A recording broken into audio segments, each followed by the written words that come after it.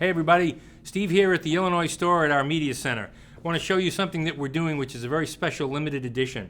This is a cherry steam bent solid shell from Johnny Craviotto with 45-degree edges, and it's built out as a Gladstone snare drum. Arnie Lang, my good friend, and I have an arrangement by which he's doing that particular Gladstone replica build out on select Craviotto solid shells. And that's a special arrangement that we have, and we're going to do a very limited series of these. The drum you see here is one of the prototypes. There are two prototypes, a 5.5 and a 6.5, both in cherry. This particular 5.5 is going off to a good friend of mine very shortly after this, and has wire snares on the bottom. The 6.5 had a different snare combination, which we'll talk about later. The beauty of these drums, and you're going to hear a sound file of these, which we've done totally separately. We're just going to talk about features right now. 5.5 by 14 Craviotto solid shell. You will be able to choose from maple, cherry, ash, or walnut for the shells. You'll be able to choose 5.5 by 14, 6.5 by 14, or 7 by 14 for the sizes. You'll be able to choose 45-45 for the bearing edges, 30-30, or the rounded baseball bat top with a 45 bottom. Your choice of those. They'll all be the same price, and any of those woods with the satin oil will be the same price. If you elect for a sparkle lacquer, or a solid lacquer color or something like that, we will be charging you accordingly for the upcharge for that finish. So the basic drums will be $2,200 for the 5.5 by 14 or any size for that matter, and if you elect for the different snare combination, which I'll describe later, it adds $150 to the price, and then above and beyond that, any of the lacquers. But now let's talk about features. Billy Gladstone invented several features. We're going to try to zoom in here first and foremost on this snare strainer that you see right there, okay? All right. Now, in this particular snare strainer, I'm going to show you something where, I'm going to back away now for a second here. This strainer is a very simple device. Goes off, goes on like it's supposed to, okay? You're off, you're on, and you adjust here. Now, what there also is an adjustment here with numbers, okay? And on this particular little device right here, there were passages in music. Billy used to play in Radio City Music Hall, a wonderful percussionist. And he played different types of music, and some music called for different types of muffling. Well, he numbered this little system here, and that controls a lever that brings two pads that you can see on the tone control inside there. There's two pads in there that come up against the head. And by having numbers on here, you can dial in, make a note on the sheet music at how much muffling you need at what passage in the music. It's a very ingenious idea. It's incredible. He also designed an interesting little extra venting system that you see here.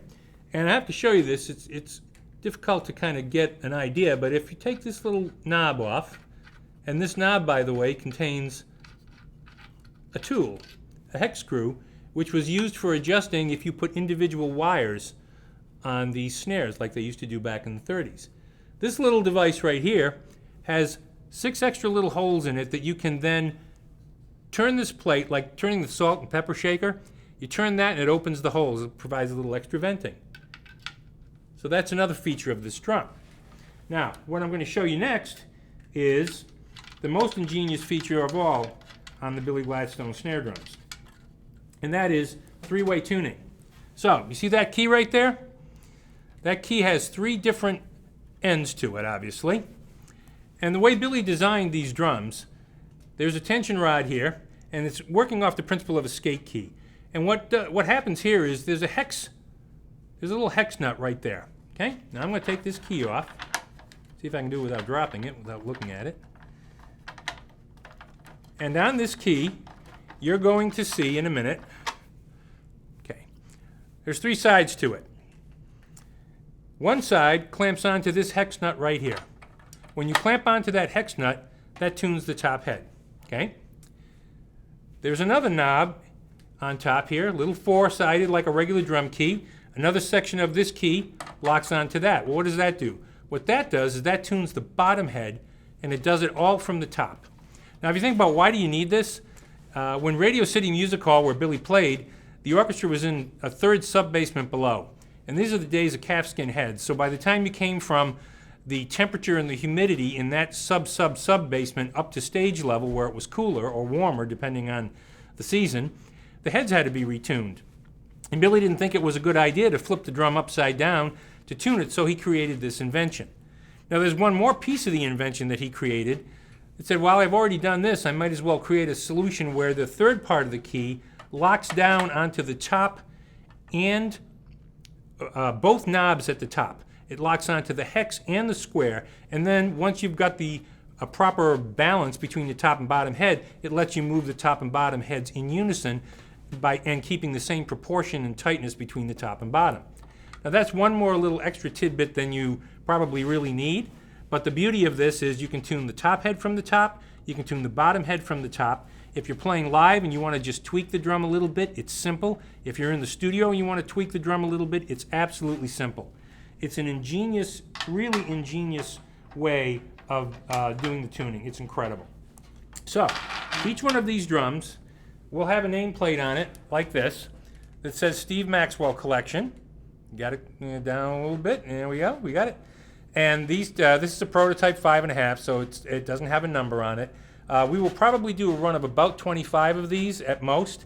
Each one will say Steve Maxwell Collection, number 1, number 2, number 3, etc. So we are taking orders for these right now. We have taken 2 orders already, so the first 2 serial numbers are gone.